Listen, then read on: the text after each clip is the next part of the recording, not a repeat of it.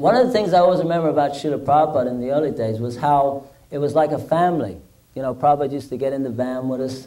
We used to go to these houses and just, sometimes there was just Bangladeshi refugees or something, and we'd be sitting in the house eating on the floor with Srila Prabhupada, and we get back in the Sankirtan van, and then we get back to the temple. Sometimes it was late, and even Prabhupada would ask to cook prasadam. We'd have prasadam. And I always remember also that Srila Prabhupada was always so eager to preach, even when he was sick, even when he was ill. Nothing seemed to stop him. I remember one time where we hadn't arranged any programs because Prabhupada was ill. And we went into Prabhupada's room, and Prabhupada asked, I can't remember who he was asking, whether it was Tamal Krishna Maharaj or something. He said, why is there no programs? And then we said, well, Prabhupada, because you're sick, Prabhupada. Prabhupada, sick? Prabhupada said, I am like the cow. Wherever you take me, I will give milk. Prabhupada said, do you remember that one? Yes. That was such a nice expression.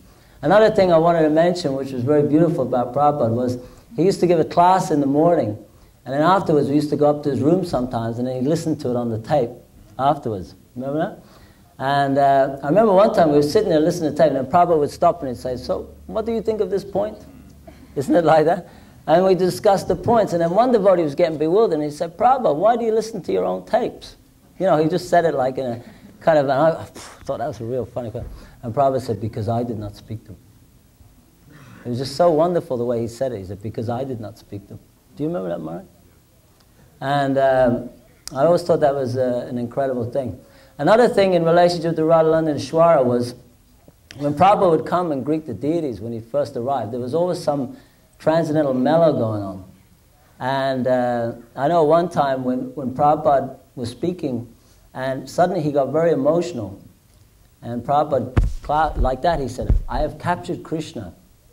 He said, I have captured Krishna. Either it was during a class or something, but he said, I'm holding him here for you.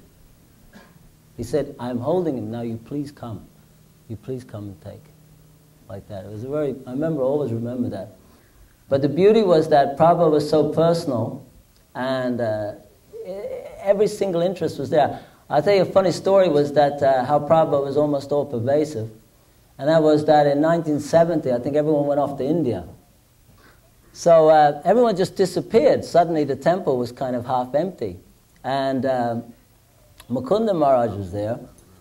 And then all of a sudden Mukunda Maharaj says to me, I'm going off to LA.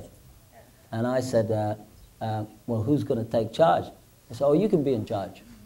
And I was only 18 at the time. And my parents didn't even know I was a devotee at that time. And I remember I had to go and do a television interview as the head of the Hare Krishna movement. And like, that was the first time my parents ever saw me. I was shaved up and I was the head of the Hare Krishna movement.